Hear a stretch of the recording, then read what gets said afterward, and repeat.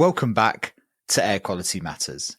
I believe we already have the tools and knowledge we need to make a difference to the quality of the air we breathe in our built environment. The conversations we have and how we share what we know is the key to our success. I'm Simon Jones, and coming up, a rather special podcast recorded in January on location at the Eurovent Conference on air quality in schools in London, with some friends of the show. Corinne Mandin, head of the Laboratory of Epidemiology from the Nuclear Safety and Radiation Protection Authority in France, the ASNR, Paweł Wargocki, professor at DTU, and Henry Burridge, senior lecturer at Imperial College London.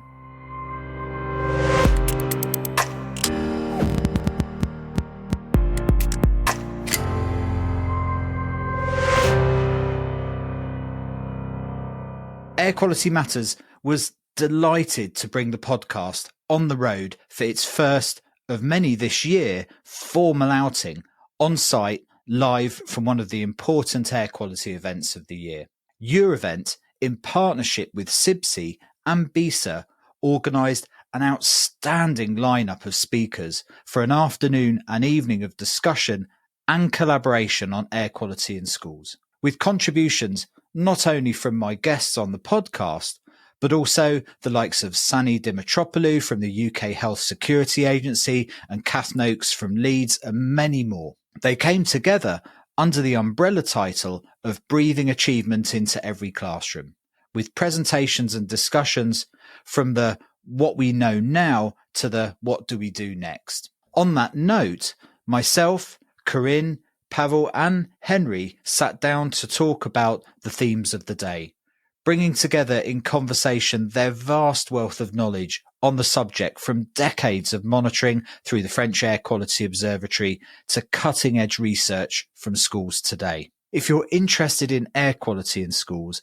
kids' performance and health, and what the future looks like in this regard, I can't think of three better people to sit down with and have a conversation. I hope you enjoy this one. Don't forget to check out the sponsors in the show notes. This is a conversation with Corinne Mandin, Paweł Wargocki and Henry Burridge. I guess the question is if we believe that the indoor environment is essential in classrooms for both students and people that work in those environments, are we able, as we sit here today, to be able to describe what that looks like? As we sit talking about classrooms and indoor air quality today, what's your sense of where we are today with those environments? First of all, I want to say that we have never doubted that there are effects. So we really didn't know, how big the effects are, what the conditions should be. We learned from adults that there are effects, so why not there should be for children? But we didn't know at which levels that they will be occurring, what is the best environment, or not the best, maybe optimal environment for children. So this information we have today. We know what is the optimal environment for children, and from the perspective of school environment, we need to talk about the learning as a first step. Of course, the health conditions should be always maintained, meaning there should be no risks to health, and those risks to health are difficult to actually identify in schools for many reasons. We believe that if we go to the learning or cognitive effects, we would be also tackling the problems with health, but that has to be documented. So if we go with the learning, we know that what should be the conditions for the thermal environment in schools. We know very well for temperate and cold climates. We have less evidence coming from subtropical and tropical climates, but we believe that there is a way of extrapolating information into those climates or into those regions.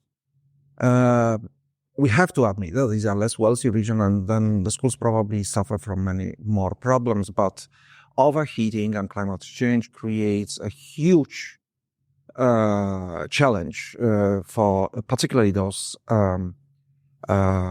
climates or those regions. We know about air quality, and here air quality is a very huge issue because on one hand, we are talking about air quality effects or ventilation effects on learning of children. On the other hand, we know that air quality or ventilation will also contribute to reducing the risk of infections. Schools with children are potentially places for outbreaks, for different respiratory infections, and this is where the health comes into the picture. Then we know about light or illuminous environment. And this is probably the easiest, except that access to daylight and view out is probably the most important elements here. And then we know about acoustic environment. And we know that acoustic environment is particularly important for low grades and particularly important for double language children. I mean, if they speak two languages, they may have troubles. Children with the ADHD, which is a concentration difficulties, these are particularly the ones who will be affected by too much noise, and particularly by background noise, which is too high. And of course, reverberation time, that could be easily done. We don't know, though, how those conditions interact. So we don't know whether there is an interaction or whether there is one condition that probably will deal with some problems of the other. So, or is there a combined effect, or is there interaction? That we don't know, and we need to learn more. And also, we have very little data on teachers. But here we can only guess that whenever we provide the conditions for children, there will be also good conditions for teachers. So what you're laying out there is a picture of indoor environmental quality in the frame of thermal comfort, acoustics, light, and indoor air quality, right. And painting a picture on its impact on both cognitive performance, educational outcomes, learning, exactly. But also acute and chronic health impacts as well. There's a lot of, that's a big piece, isn't it? When you take everything all together, both air quality and light and sound and thermal comfort all have potential impacts on things like, are we able to separate those? Because you say we don't know how well those interact together. Corinne, you spent a lot of time with the Indoor Air Quality Observatory monitoring schools in the past. Did you consider some of those broader environmental frames as well, like thermal and light and sound, when you were doing that research? Yes, we did when we carried out a nationwide survey between 2013 and 2017 based on a random selection of schools across France. So we randomly selected more than 300 schools and then 2 classrooms per school and instrumented during 1 week. And we had this overall approach, measuring indoor air quality, measuring also contaminants in settled dust, because some pollutants that are in the air also adsorb to particles and can settle on the surfaces. And we know that the young children, they have a specific behavior compared with adults. They are putting regularly hand to mouth. So they are also exposed to the organic pollutants or inorganics that are in settled dust on the floor. It can be lead, for example, so metals, but also phthalates, polybrominated flame retardants, fluorinated compounds. So we also sampled the settled dust regarding air quality and this aspect, but we measured the background noise, noise level in these classrooms. We measured also illuminance on the board, illuminance on the table, because the children, this is a learning environment, so we must see, and we measured also, of course, temperature to characterize and describe the thermal comforts. So we add this holistic approach describing the four major components of indoor environmental quality: indoor air, thermal comfort, acoustics, and light environment. And in fact, what you've been describing, Paweł, to a degree is TAIL, that I know we've talked about before on the podcast. And I think, if I remember rightly, you applied some of that benchmarking to some of the work that Corinne did through the observatory. Do I recall that correctly? I think I've seen something around that. That's correct. We wanted to speak about TAIL later, but to address your point, I think at this time, and Corinne has evidence, and this is one big chunk of evidence from one country.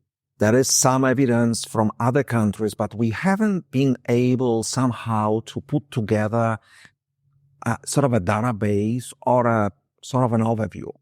Because we know that there are some studies that are in Belgium, there are studies in Nordic countries, and other countries, but we sort of we don't have that overview for the entire Europe, except for the symphony that also Corinne can speak about, the project that was done and supported by European Commission. Coming back to your question is, which is a real issue? So at this moment, I would rather say that let's deal with all of them. But, and then comes TAIL, because we really need to have a method for benchmarking schools. And the TAIL that we, together with Corinne, her PhD student, and other people, developed is actually a method, one of the methods. And we don't know that this is, the golden, tool that should be used by everyone. We hope that everyone will use it. But that we need to identify what really the school requires. Because when we looked at the data from observatory, we found that some schools suffer from that and some schools suffer from that and problems.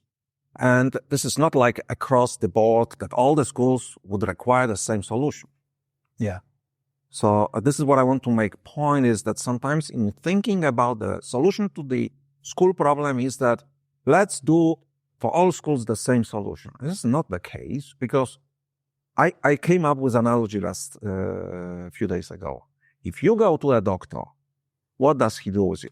First, he sends you to get some blood tests and all other tests to find what are you actually suffering from. He's not giving you the same medicine. Every patient gets the same medicine. So that's the point. This is what we really need to apply that method for schools. And we know then how to act. And does that resonate? Sorry, Corinne, yeah. If I may add, so one objective of TAIL also is to have a unique score and subscores to make it easy to understand, because what we are discussing is very complex. We have multiple chemical substances, biological pollutants, physical pollutants. So for a teacher or school manager, it can be very hard to understand all this. They are measured in different ways. They have different guidelines. They are not regulated. So having a note explaining that you're red or green or orange, it's easy for the school managers, and we think it can help raising awareness among them and can help also the stakeholders to better understand the issues and to be involved in improving the situations. Yeah, and at the end of the day, we're not doing this just for research purposes. This is to improve outcomes. So we have to provide tools for people to be able to actually have agency. Is what's been said resonated with you, Henry, when it comes to Sami about this complexity of the indoor environment? So I think what's really interesting is, the question was, we believe, and Paweł quite rightly started by saying, we're going to answer, we know what's important for the indoor environment in classrooms. And that's because we're scientists. And so we can, based on years of work and the current knowledge, make, semi-rigorous and well-qualified statements about what is important or not. And what's really interesting about the indoor environment is that if we've all been pupils, so everybody in our society has been through school, through being a pupil. We have lots of teachers. If we change the we to being the stakeholders of schools, so pupils and teachers and pupils past and present, and we ask them what they know is important in the classroom, I think some of these factors they would pick out. Noise, light, these are factors. Odor, perhaps. Some people might pick out things like stuffiness, but how many people would start to pick out, the air pollution, or more specifically, the amount of particulate matter in their classroom, or the amount of carbon dioxide, or whatever we as scientists would think about. And I think that's a really big gap that when we're defining what is good, we need to think about that in a yes, with rigorous scientific underpinnings, but we need to only really think about that and how to translate that into better classroom environments. And I think there's two broad routes. One is through sort of monitoring and regulation, which the science has a more direct route of application. And the other is through practicalities. Like if teachers see that their kids' grades are improving, they're going to keep they're there to provide good education and, enjoy interacting with young people who might behave better in a well-conditioned environment. And so we somehow need to think about how to educate and better communicate to our classroom stakeholders, really. And all of you have spoken to some degree about the impact on performance in the classroom. We hear a lot about that in the indoor air quality community, about the impact of air quality on cognitive performance and so on. Are we able, as we sit here today, to be able to draw those straight lines at this stage and say that this is going to make a tangible difference to school scores in classrooms for pupils, taking a classroom from a poor place to a good place? Are those evidence lines there now for us to draw? Because every time I read on this, I get conflicting messages that there are so many confounding factors that impact things like tests on cognitive performance. It's hard for us to pin it to one thing or another. But generally, do we have confidence that if we take classrooms from here to there, that people are going to look back at that venture and go, well, that was worth it? Like you say, the ROI for doing this is that there's a better outcome. Do you have confidence that that's the case? You don't ask me to say that I don't have a confidence. Of course I do. Of course I do. We have to be careful in interpretation of the results. First of all, scientific evidence clearly showed that there are studies, cross-sectional studies, that really show that classrooms with high ventilation, less risk for infection, better cognitive performance. Although you can say, of course, you can say, well, that is a lot of confounding factors. There's a huge study that was published by actually economists from Harvard School that they looked at the outdoor temperatures and the results of the exit exams in United States, across the entire United States. Clear evidence with the elevated outdoor temperatures, poorer exit. So we believe that there will be shift. But it's very difficult to promise anything. So you can put your question in a different way. You can say, well, we can guarantee that it will not get better. It may certainly get better, but it won't get worse, sorry to say. So we can guarantee that because there are so many other factors. During the time I put the school from one environment to other environment, there could be other conditions that can cause that, But at least for that aspect, I will guarantee you that there will be any sort of a negative effects on their learning. Yeah. And it comes with co-benefits as well, I guess. You improve, like you say, you improve cognitive performance, but you're probably going to nail absenteeism as well. and presenteeism to some degree, and perhaps some long-term chronic illnesses, and perhaps some acute infection risks. And so there's a lot wrapped up in getting the environment right, isn't there? And to bring other elements to your question, Simon, not on cognitive performance, but regarding health effects, there are not many epidemiological studies regarding indoor air quality, and not in schools especially, but there are some, and they have shown that when the formaldehyde concentration increase, the asthma crisis increase. And they have shown also that when there is mold in classrooms, you have more asthma or more wheezing in children. So there were clear quantitative relationships showing this evidence. Yeah. And last year in France, we tried to calculate the number of asthma crises that could be avoided if we would reduce the formaldehyde concentration. And we obtained between 9,000 and 27,000 asthma events that could be avoided every year if we would reduce the formaldehyde concentration in the classroom. So there are tangible results, quantitative data showing that, yes, if you improve indoor air quality, you will improve health and you will improve learning. So to continue on this, on a population level, let's say on a regional level or maybe on a country level, if you shift all your schools to the better environment, you certainly get a better result. This is I trust.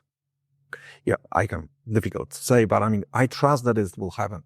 If you go to a specific school or 2 schools or maybe 3 schools, it may not happen because there are those confounders that you cannot control. Yeah. So I believe we have to be very careful of not overgeneralizing this, because the results that the science presents to us are on the population level or what on average level, what we would expect on the larger group, not on a very small group, on a class level. So you say, if you invest in one class that improves ventilation, basically, maybe there will be no shift. Yeah. But if you do it in hundreds or thousands of classrooms, you will see that. That's the point. Yeah. When you've been doing the work with Sami, Henry, have you started to see some pictures form out of the data that you're getting from that study that aligns with some of the work that Corinne and Paweł have been doing? I know certainly in your papers, the thermal performance of those spaces has quite a big impact on people's perception of the spaces, and certainly their interaction with ventilation in those spaces. So it seems time and time again, thermal comfort keeps coming out as a critical element in the classroom. Yeah. Place. Yeah. I mean, I think we in the UK certainly suffer from that a lot because of our sort of classroom architecture historically has always relied on natural ventilation, and 95% of our classrooms still do. So we see when the weather is temperate outside, most classrooms we're measuring in, we regularly or always adhere to government guidance. And once the outdoor temperature drops to around 5 degrees outdoors, we see 20% of them on average not adhering to the government guidance. And let's remember that in the UK, we have some of the highest carbon dioxide thresholds within our guidance. So I think the short answer is yes. We see. The UK is no different to Europe in terms of some of the challenges it faces in its classrooms. Definitely. Yeah, and it's interesting. I think what's interesting about the indoor environmental piece, taking into account everything from thermal comfort to noise, is that this is a risk game, and it's about tolerance of risk and balance of risk. And the example that was popping into my head when you were speaking just then was, yes, there may be increased CO2 in winter, but if the thermal impact on cognitive performance outweighs sitting in a classroom at 1,500 parts per million, then maybe that's a balanced risk that somebody's prepared to take. That's the beauty of looking at it in the whole, is that we can start to build a picture, I guess, of what's important when. If you're looking at infection risk, the ventilation rate is going to be more critical, but it may be having an impact in winter in a naturally ventilated classroom on concentration and cognitive impact.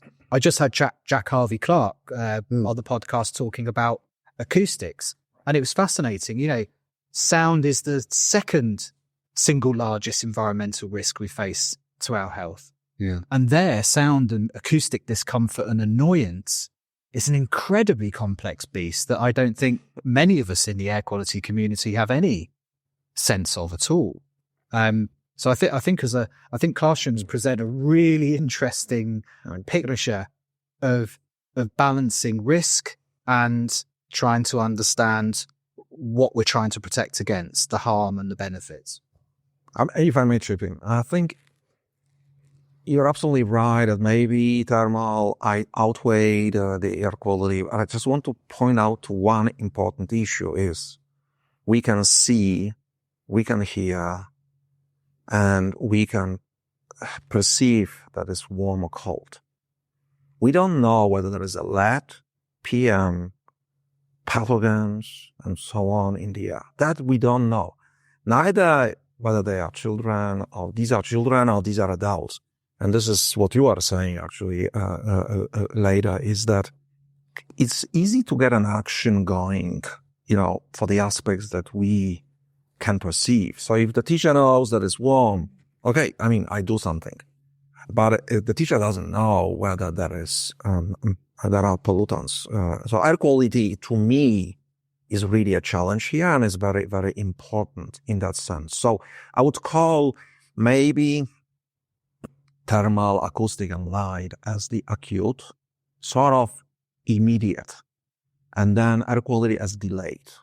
So you may have a child that goes to a school with a maybe hidden mold, and then maybe in the 5th or 6th grade, suddenly, you know, picking up some problems. Or maybe in the adulthood, we don't know.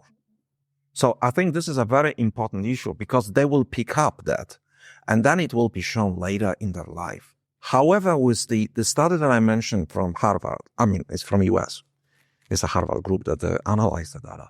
It's actually, they showed that the exit exams effects were affected not only by the immediate temperature at the time they took the test, but also in the preparatory time. So if someone was preparing for the exam in elevated temperatures, the risk of success, I mean, of fail actually, was very, very high. Yeah.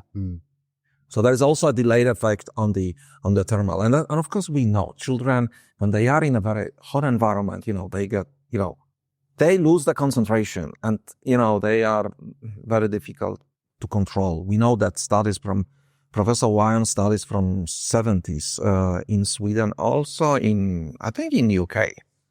There's an element of adaptability though with things like thermal comfort. You know, we know, for example, that when you come out of the heating season, you'll have a higher tolerance for lower temperatures than you do going into the heating season, and vice versa with warmer. So we know, and certainly in different regions, students will be much more tolerable of 26, 27 degrees in a classroom compared to Northern Europe. So we know there's an element of that. That's what I was saying. You can't build up a adaptability to formaldehyde exposure, for example. Like there's no level of that you're going to adapt to. So indoor air quality is unique, but it's not all chronic, is it? I mean, we also have to be mindful of infection risk, and certainly through COVID, there's an acute impact of poor air quality.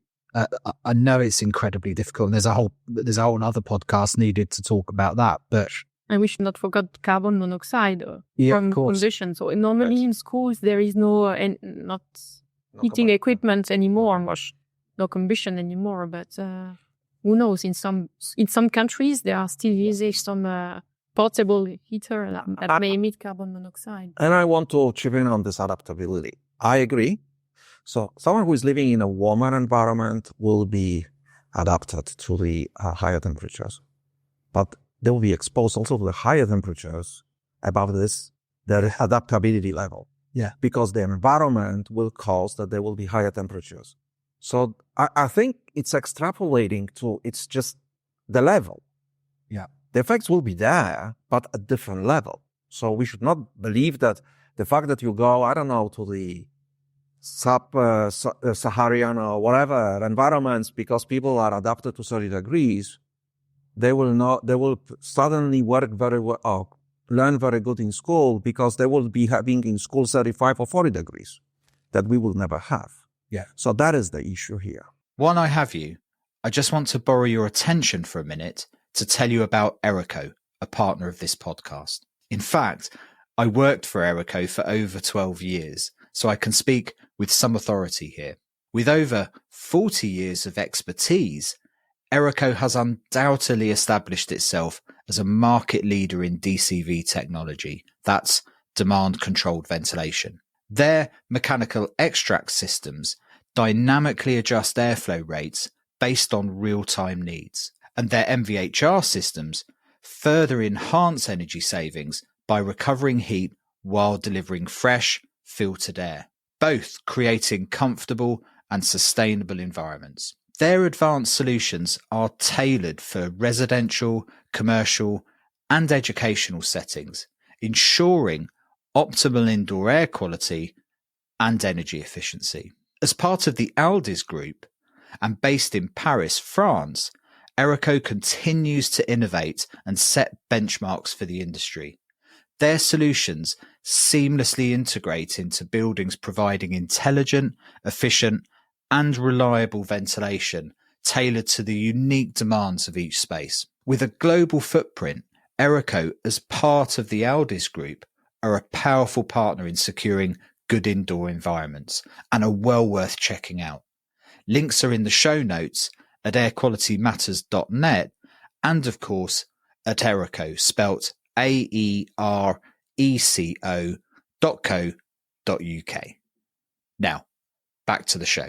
And there are very real long-term chronic impacts here. I mean, one of the things I noted from your work, Henry, was the impact outdoor air quality had on indoor air quality, and particularly in classrooms that are naturally ventilated. So just because we're out of the heating season and we're not building up levels of pollutants indoors doesn't mean we're not exposing kids to particulate matter and nitrogen dioxide and other traffic pollutants. I mean, I know you weren't necessarily monitoring some of those, but you definitely saw a lot of correlation, didn't you, in SAMI with outdoor air quality to what you were seeing in classrooms? Yeah. So we focused on PM 2.5, and there it averaging across the schools, comparing it to a national average of the reference grade monitors outside. We saw correlation coefficients of the order 80%. It's very high. And we were able to put an upper bound on the amount of PM in classrooms that's coming from indoor sources, and that was at 25%. So the vast majority of PM in UK classrooms seems to be coming in from ambient air quality. And that has very significant implications, because either you have to argue that we have to clean up the outdoor air and, alongside managing the indoor air quality better, or we actually have to really invest in building ventilation systems that actually help us segregate the air in our classrooms from the air outdoors, namely including filtration and in any case, I think we would always need to encourage heat recovery. But I mean, it's a massive factor. Well, that's a beautiful segue onto my next question, really, is that if sitting here today, we get a sense that we can do better, which I think is the general consensus in classrooms.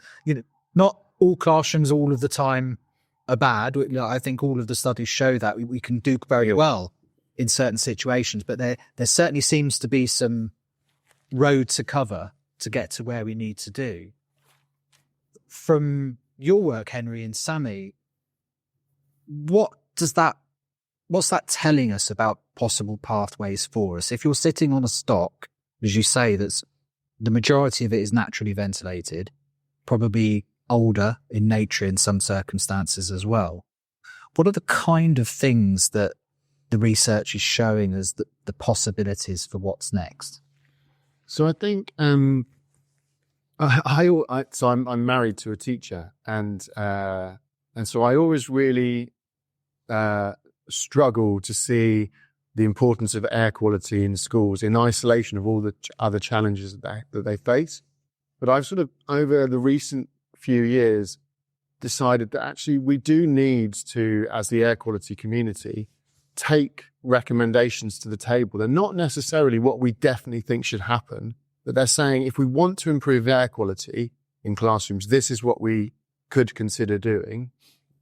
And then somebody else, up to the level of ministers, has to decide, how they allocate spending, because everything that we recommend has cost implications.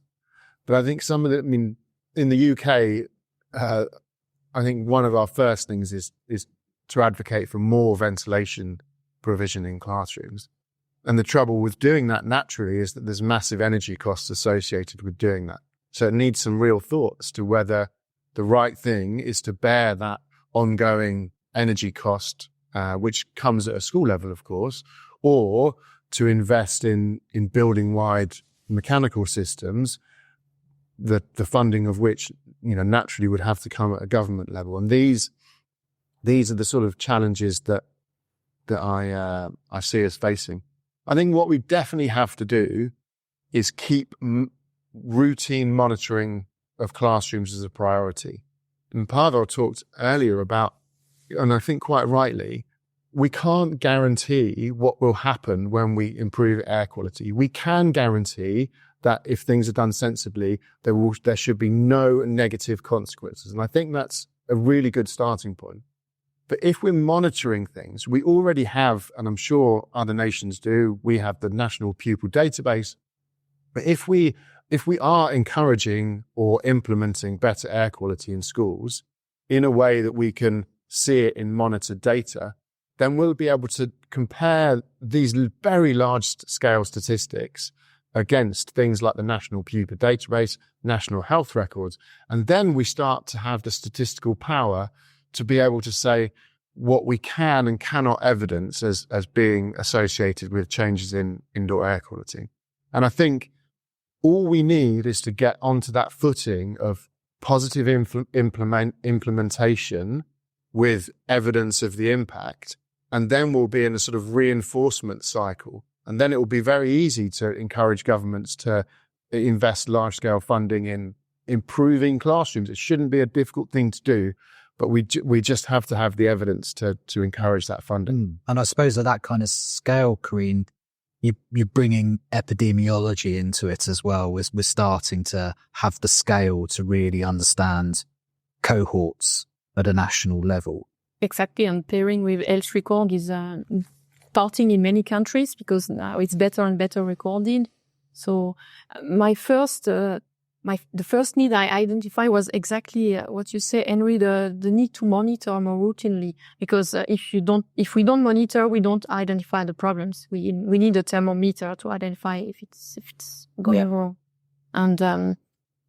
And each classroom, each school is specific. So we need to, this is not because we did a survey in 300 schools that we know everything. So we need to develop this basic monitoring. But today,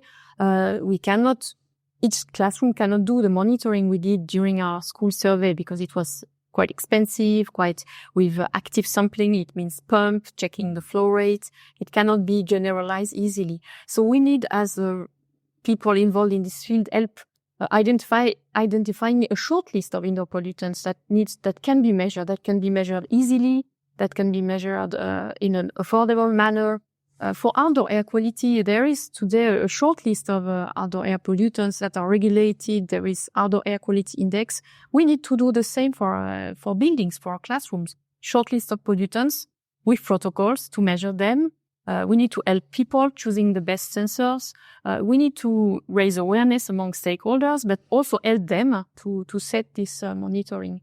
And then the second need that I have identified would be to help identifying the best solution. identifying low-cost school supplies. School supplies are emits volatile organic compounds. Furniture in classrooms. There is a lot of furniture because a lot of pupils. This is a major source of volatile organic compounds in classrooms. Industrials must propose furniture that are low, that emit low organic compounds, and we need labels to make it easy to choose the best, the products emitting the lowest VOCs. Cleaning products. We have not discussed about cleaning products, but in classrooms, it's different from the dwellings. But in classrooms, every day there is cleaning. We notice this in our surveys. Every morning there is cleaning, so. The cleaning products also have volatile organic compounds that are emitted in the air, that they are exposing the children. And in our studies, we identify that there are some hazardous chemicals in these cleaning products. So we need to develop, industrials need also to develop products without these harmful chemicals. And we need to help the school managers to identify these good products, good materials, good cleaning products, good supplies. And helping them with the mechanical ventilation system, because it's rather complex, and each school is it's case by case approach. So we don't need many supply and exhaust ventilation everywhere in every schools. So we need to help the people. I think we need raising awareness and then helping them in monitoring and identifying the solutions. And what I love about all of this is this risk lens that you can look through stuff. And we've got some very well-established mechanisms for managing risk in our built environment. I mean, what you've been speaking to there is fundamentally hierarchies of control from a risk perspective, the elimination and substitution of risks out of the environment. So we don't have to invent engineering controls. If you don't bring a chemical into a classroom, I don't have to deal with it with an engineering control. So we've got structures in place to manage complex environments very well. This is a very well understood practice in occupational hygiene and health and safety. That, there's professionals and expertise and structures and processes all there to support us. And I think something that both of you have touched on there that's really interesting is that in some way this has to be translated in a way that's actionable and provides agency to the actors in those spaces. Actionable, affordable. Yeah, for sure. Reliable, because we could speak about air cleaners also, that there are so many on the market. People can easily choose the one to be used in classrooms. So yeah, it's really interesting. And I think that's something that SAMI was spending a lot of time. There's a strong element of citizen science in SAMI as well, which I think is a really important part. And obviously I've had Sarah and others talking about the citizen science piece on the podcast. So we've got to get better at involving the stakeholders in these conversations, because the reality is that we are not going to be able to fix all spaces all at once. Everything, everywhere, all at once, whatever the film's called. So we have to prioritize. We have to provide the tools for people to be able to say, okay, this is how I'm going to manage the risk in that space. And I have agency in doing that, because this classroom is not going to practically get an MVHR system in the next 10 years. How do I do the best that I can with this space until then? And that's where I think tools like TAIL and combining it with monitoring, which was very heavy with SAMI, starts to provide those signposts for people to say, well, if I may have to control this environment myself until something is automated. We are lucky because low-cost sensors are developing more and more and will be more and more reliable in the future. So this is a new tool that was not existing 10 years ago or 20 years ago. And they are very promising. They are not as accurate as a standardized method, but they give an information. Well, I personally think that it's true. However, we have we have to think about this problem as a rather complicated in the sense that we should be thinking for the new schools. So all those measures that were proposed here are actually good for the new school. So whenever you now do the new school design, think all of this. Maybe put the school some other place, far away from the noisy street, far away for the sources. Have plans around this, have areas. Think differently. Of course, it will be very difficult in the city of London to build one, but probably the city of London has enough schools. And this is another problem. What we do with the schools that exist today. I mean, to introduce the solutions for the cleaning can be introduced. Maybe you can exchange all the furniture, but the renovation is also a complicated problem. And then all those schools anyway will have probably, at least in Denmark, by 2030 or maybe by 2035, all the public buildings will have to go through the retrofit program for the energy. This is where I see the huge opportunity, where we really need to talk with the people, decarbonization people and all that. Sometimes they don't want to listen to us. But anyway, talk to them and show them the way. And then, so this is one aspect that I want to bring in. And so we have to separate this. So secondly, even if we had money today, let's assume we have enough energy, we have money and so on, we cannot convert all the schools in 1 year to the mechanical school because we don't have people who can install that. This is a long process. I mean, how many schools are in the UK? But I mean, you think, and how long it would take to install the system and, how many teams there would be. Probably it's a long process. And also you cannot disturb the school. The school has to operate. So, we have to start thinking a little bit outside the box and figure out some intermediate levels. And I think because we want to have a final solution, but maybe this final solution is very difficult to implement. So we always hit, the glass ceiling, you call it, or the wall, that we cannot do it because there is no decree or there is ministry that doesn't like it or something like that. So, but if we just step back and say, okay, but we don't have to be perfect from the very beginning. Let's start with the small steps. Maybe this is a solution to that. But we still need to have, the sort of a green light from the top. So to say that, a minister or prime minister coming out and saying, well, we have to do something about the schools, right? And then that will be a message to the agencies to develop some sort of a documents that you could follow. And then it will certainly, the markets today, they will bring some solutions. And coming back to the citizen science, because I really think that the solution to that maybe is there. Even benchmarking the school would be difficult. So how we can send sensors to thousands of schools or thousands of classrooms? Who is going to check them? Who is going to monitor this? Checking whether they are working, sending them back. I think it's a logistic problem. Generally. It's organized for outdoor air quality, so it must be feasible to. But outdoor quality is not that mass, because let's say in each building, school building, there will be.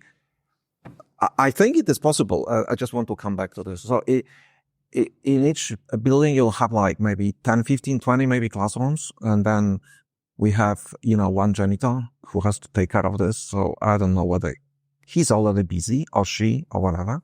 So I don't know how to build that. But so then we think that maybe the solution will be citizen science and actually have a new subject taught in schools. Indoor environment. And maybe generally environment. But probably they are taught about environment already, in which the part of this subject will be to monitor my classroom or to monitor my school. So the schools will go to the specific agencies that will provide them with calibrated, good tools that they will know. Still simple. Children will get it, will measure, and then together with the agency, they will interpret it and then take it as a part of their education to also build up the new generation who will think about the environment for the future. And then you don't have to monitor continuously. And even in tail, we don't continuously monitor, but we want to make it fairly good monitoring. They can come back again and then they can do the monitoring again and then after some time. So making it as a part of the education program in which they will learn something and we can learn, because if we have it, they will benchmark those schools for us. And we will know this school requires that. This is the biggest problem. Or this is the biggest problem in that school. Or that school requires something else. So I think that is manageable. But we have to come up with these intermediate levels next. Probably the school will not have sufficient funding. All the local community will not have funding for mechanical ventilation. So what would be the intermediate solution for them? And this is often where, this event today that we're broadcasting the podcast from is a Eurovent event, and in conjunction with SIBSI and BISA. And these are industry organizations, and industry is very good at finding the value stack in these problems and finding ways to present it and shape it in a way that it makes sense for organizations to do it. We've seen that with indoor environmental monitoring in social housing has really taken off because they've presented a value proposition to that sector that pays for that technology to go in and presents solutions to a range of stakeholders within that vertical. And I've had this conversation about schools and sensors before. We tend to think of things in silos, but actually when you think of who the stakeholders are for that information that a sensor provides, you've got the citizen science and the education, as you've been talking about for kids. It's smack bang in the middle of STEM and everything we're trying to achieve there. In fact, the BT Young Scientists Awards that were held in Dublin, which are a national treasure in Ireland, where thousands of students contribute towards science. 3 of the winners this year were looking at air quality, radon, mold, and developing apps to help teachers, all completely off their own back from different parts of Ireland. So without question, it's smack bang in the middle of what we want kids to be learning. It has everything, doesn't it? Engineering, chemistry, social science, everything. But for the janitor, the data that I've seen from schools, and you've probably seen it if you look at it through this lens, you'll find classrooms that are still at design temperature at 3 o'clock in the morning in the heating season. Because the way the thermostats have been set up and the timers have been set up in that building, it was because a teacher complained once that they were cold when they were still at school at 7 o'clock in the evening doing marking. And now all of a sudden you're looking at design temperatures at 3 o'clock in the morning. Go, well, there's 20, 30, 40% energy savings to be had. As an engineer or a janitor, I can now see this building in a way that I've never been able to see it before because I've got some rusty old boiler with a central thermostat somewhere. Now I can start making decisions about optimizing the building and saving money. That saves enough money to pay for the sensors to go in the first place. You've got heads of years that are trying to manage administrative controls from a risk perspective. Which teachers are managing air quality better? Which aren't? How do I manage the people and get better results out of my sector? And as a principal and a board of management, you've got assets and the deterioration of assets and the value of assets over time that all of this data feeds into.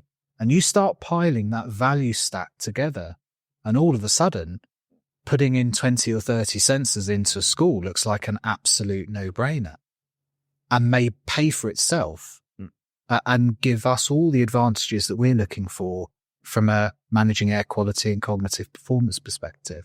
So I think industry has a really interesting part to play in this sometimes, in that it finds ways, because it has to sell this stuff ultimately. It's got to stand there in front of the board of management and go, I want you to spend 15,000 euros on CO2 monitors for your classroom. And so they have to find a way of presenting that in an interesting way. Yeah. So just to sort of, I want to pick that up in a second, but so the SAMI project has tried to do a few of the things you were alluding to, Paweł, in terms of, sending monitors to schools and then encouraging them to use them and sort of through a web app and getting them to play games and and carry out scientific analysis with them. And yeah, you're right. It's not without its challenges, but I think it is a viable route. And I think it kind of ties to my overall feeling about the question is that we're not really talking about the steps. I think we're really talking about the fact that we need this massive multi-pronged route into solving this. And you're right, industry is one of them. I think, we have to recognize that new schools and existing schools are completely different challenges, and we need to tackle those through different routes. There are lovely aspects of citizen science. It's an incredibly powerful tool. It actually makes doing rigorous science sometimes difficult in the sense that, you are making, confounders worse by the fact that you're educating them. So you're not, how do you know that the fact that they know more about air quality means they haven't improved it at home, and it's not the improvement in school that's making the effect, it's the improvement at home. The truth is we have to sort of, step back from our love of science at some point and say, does it matter? We can't prove where it came from. All we know is that things are better than they were. And I think that's the key thing. And I think, there's so many routes, and we have to do a lot through government. I think we have to do a lot through industry, and we have a lot to do through the people sitting in and using classrooms, definitely. Yeah. Here, the major thing is actually education. And that we will not be deprived by AI from that part, unfortunately, I think. But I think it's an education at the level for the teachers, for the young generation that will bring it upon maybe on their parents. And then for the future also, they will start to think what they buy, like with the food, with water, with their fitness. They suddenly start to think about what my environment here, how is it? Is it good or not? So, and also education to the staff, because there is a huge development of the solutions the janitors or the facility managers from the local school, one place or another, they may not know about. So there is a potential there to do that, actually. Yeah. And also you are saying probably the pieces of solutions are already there. And this is what you are saying, actually, is that each of us are pulling, the strings to ourselves. No, we have a solution. No, it should be done by sensors. No, it should be done by this. It should be done by mechanical ventilation. No, all of them, they should be deployed and treated on par. Then we will have a success. Decision. Yes. And so rather than, saying that I am smarter than you are, it's just like, let's try all of that. And then it will bring the value here. And I agree with you. There's a lot of research to be done. Yeah. And from time to time, the scientists should also step back and say, well, what is the value proposition for the society that we have by doing all this research? So this is exactly what we do, is we just step back and try to think for the pragmatic. Yeah. And recognize that every school has its own battles to fight. And this will just be another work stream that has to be undertaken amongst everything else. And like we've seen this particularly with the sustainability journey, success and traction comes when you understand how to fit in with those work streams. We've spoken here about the opportunity that refurbishment and retrofit has. Like, a lot of these buildings are going to have major alterations to them anyway. You slide in with that in an intelligent way, and there are cost optimizations to be had. Schools need to be maintained and managed, and windows replaced and things fixed day to day and year to year. It's building in the knowledge and awareness into the existing work streams so that we can get every leverage that we can and every opportunity that we can. And I think new builds is a really interesting one, because it's a bit like sustainability in new builds. There's no excuse with a new school. Like, we should be able to design a school for optimal indoor environmental quality. If schools are going up today that aren't providing that, there's something wrong at a design level. Yeah. Frankly, like there's no excuse for decent thermal comfort, air quality, and lighting and sound in a modern classroom. Yeah. I think maybe as you pointed out, Corinne, where the awareness is might be in material selection and things like that. There's still some construction materials and things like that to learn. But from an engineering perspective, geez, we should be getting schools right at this stage. We can build for the rich companies. They can build offices where people want to stay. Yeah. They have fitness rooms. They have places where they can sit on couches and relax. Plenty of, other features. So we know how to build it. Yeah. People like it. So, it's just the way to translate this into just put it into the school environment. Not money, unfortunately, because big companies have money, but schools belong to the municipalities, at least. This is the biggest problem of all of them. And often the schools, even new schools, fit within a very strict design criteria. There is a national design policy for certain things, how far a football field needs to be from a classroom, because they don't want grass treading in, where the hard areas are, where the shelter. There's a lot at a national level that can be done. So, if you're in a position of power, Corinne, and pulling the levers here, Prime Minister Corinne Mandin, we are looking in 2025. Yeah, maybe you should become. Hey, why not? What would you do? What would be a good step in 2025, do you think, in this space? If we could see one thing happening in education with all that we've been talking about today, what would it be from your perspective? My wish for 2025 would be that all stakeholders are convinced and involved, because we discussed a lot about raising awareness and involvement of all. What I observe in France is that many people managing schools either don't know, so we need to let them know that it's important. Children are a vulnerable population. We have specific pollution in classrooms. We know there is effect on health and performance. So we need to let them know. We need to convince them, because many are not convinced. When the French regulation was set a few years ago in classrooms, monitoring indoor air quality, one big municipality mayor say, okay, we don't need this. We just use your nose to measure indoor air pollution. So it was a big misunderstanding. And so people need to be convinced, and sometimes quantifying the benefits, showing that this is consistent with other approach, thermal retrofit and sustainability. It helps stakeholders to be convinced and help them to find affordable solution, because sometimes people are convinced, but people cannot afford. So we need also to help them.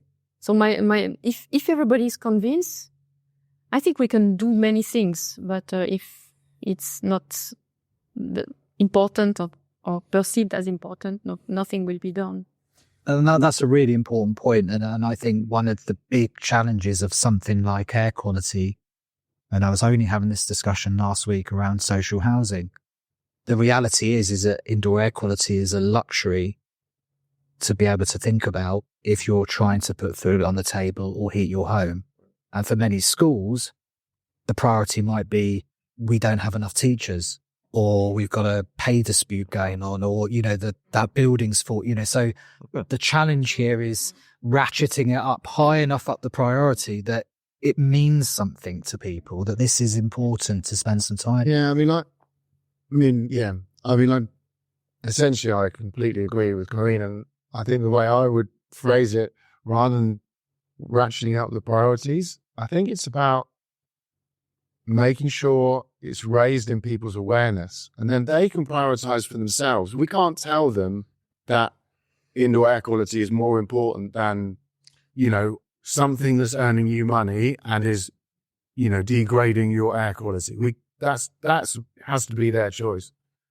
But we have to, I think if I was going to do, just one thing, it would be raise air quality, more specifically indoor air quality, up the public consciousness so that people understood it and could start to make judgments for themselves. And I think that would pervade, right from our stakeholders who use classrooms right up to ministers who have the budgets to sign off. And I think if we manage to bring up that consciousness, I think very different decisions will be made than the ones that have been made in the past.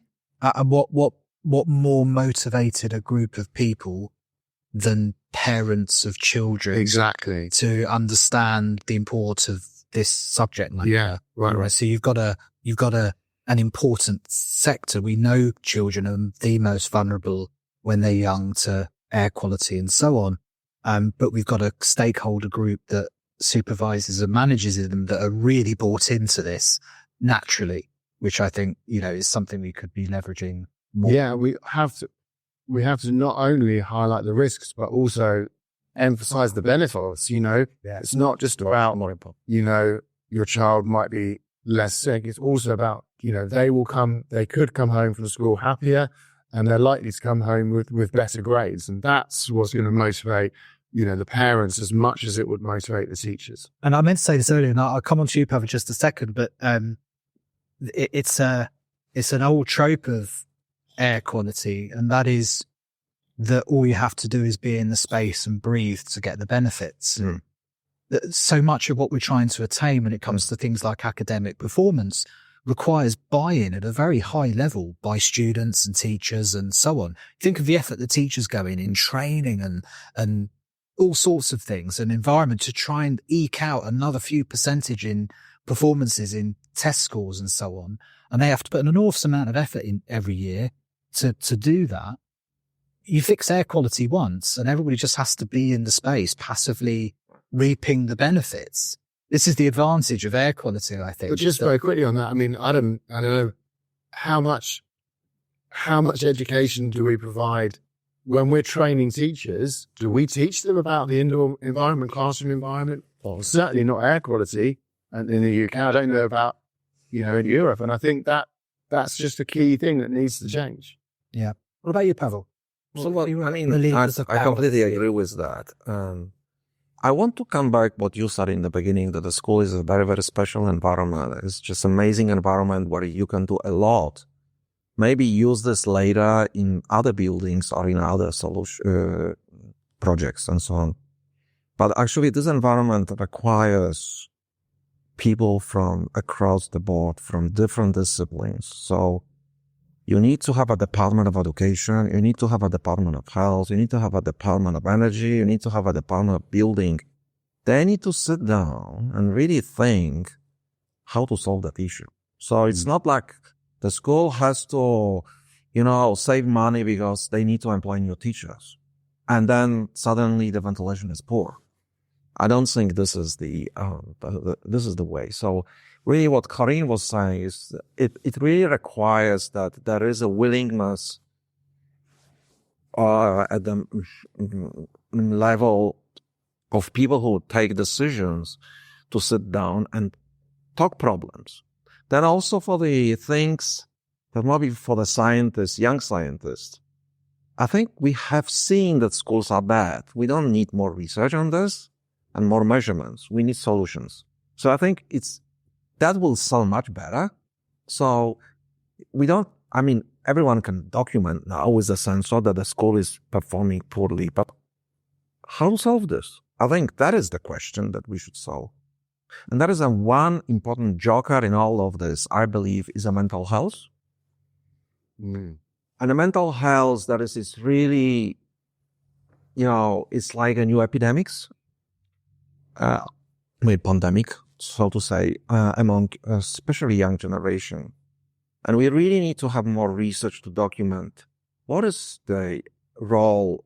It's not that it will cause the mental problems, poor environment, but how it modifies the conditions for the people with mental problems. And I think this is really, that would be a very strong argument. And I think we really needs to go into that and then understand that this is is a piece of the puzzle that we don't know at the moment.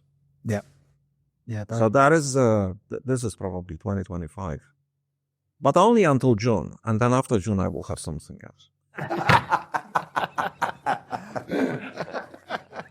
Well, guys, the the conference is going to start shortly, so I think we'll wrap up there to let you prepare for that.